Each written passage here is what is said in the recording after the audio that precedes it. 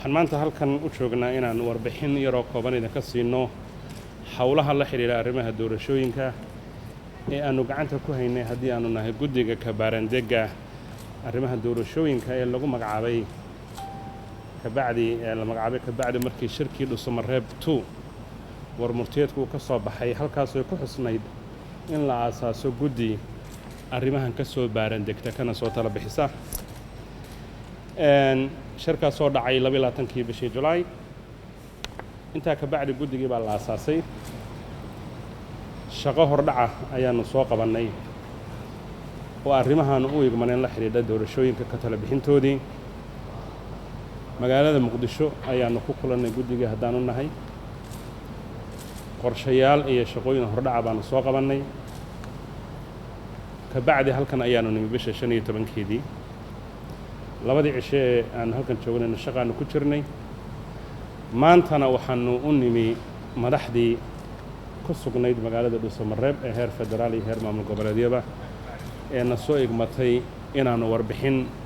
hawlaha iyagu halkee marayaan ka siino iyana ay noo warramaan marka kulan shaqo ayuu ahaa shaqadii ay ummadda Soomaaliyeed naga sugaysay sida laajigeed markii aanu fadhiisano qorshaanu samaysanay mabaadii dheelitiran oo ka turjumaysa afkaaraha kala duwan baanu samaysanay mabaadiida ka bacdi qorshayaal baanu samaysanay qorshayaasha waxa ka ratibmay hawlo aanu soo qabanay qaarkood qaarna noo dhiman yihiin hawlaha waxa ka mid ah inaanu la soo tashanay si hordhaca hoggaanka bulshada Soomaaliyeed ee kala duwan iyo siyaasadeed sida xisbiyada intii aanu ka gaadhaynay ururada haweenka bulshada rayidka guddiga madaxa bannaan ee doorashooyinka qaranka oo arrimahan in muddo ah ka soo shaqeynaysa ka soo baarandegaysa aanu soo warsanay kulamadaas waxay kulamo wada tashi oo aanu dadka arrimahan danaynaya waxna ka og ka soo ururinayna afkaaraha kala duwan ee ka jira gayiga Soomaaliyeed markay noqoto xagga doorashooyinka maantana waa mahad Ilaahay waxaynu joognaa magaalada Dhuusamareeb oo kulankii lagu ballamay ee hore lagu ballamay ee ahaa inuu bilaabo bisha 15keeda ayaa loo fadhiyaa halkan waxaanu u nimi maanta madaxda warbixintaas aanu siinay wara tashiyadii aanu soo fulinay shaqadeedu halka ay noo marayso kabaarandega iyo fikirka iyagu halka uu marayo markay noqoto xagga bal xulashooyinka kala duwan ee doorasho lagu gali karo dabcan waxaad ogtihiin dalkan inuu duruufo kala duwan soo maray markay xagga doorashooyinka noqoto xiliyada qaar waxa jiri jirtay qofka xildhibaan noqonaya ama doorasho galaya uu hogaamiye kooxeed magacaabi jiray xiliyada qaar oday dhaqameed kaliya magacaabi jiray qori isu dhiibka ay maalinba wax laga soo gudbayay bay dadka Soomaaliyeed soo mareen maantana tala ayaa taalamiiska taladaasina madax bay leedahay arrinta go'aan ka gaadhaysa iyo annagoo farsamo ahaan u yigman hawshan inaanu soo xalino waliba anigu arrimahan hore uga soo shaqeeyay 16kii baan ka soo shaqeeyay wax badan ayaanu markaa ka fahansanahay arrimaha kala duwan ee loo baahan yahay in la isu miisaamo marka 2016 iyo 2020 sanada intaasoo sanadood baa u dhaxeeya waxa kale oo u dhaxaysa hayaan la doonayo Soomaalidu inay gasho oo ka guurto wixii hore oo meel kale u guurto meeshaas oo mabaadiida guud ee hagaysa ay sheegayaan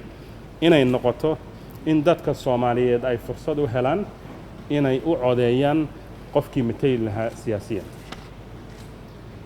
dadka iyo deegaanaduba inay kordhaan oo kobcaan waa sida dastuurku uu xusayo himilada la hiigsanayna waa taa waxa taa barbar taala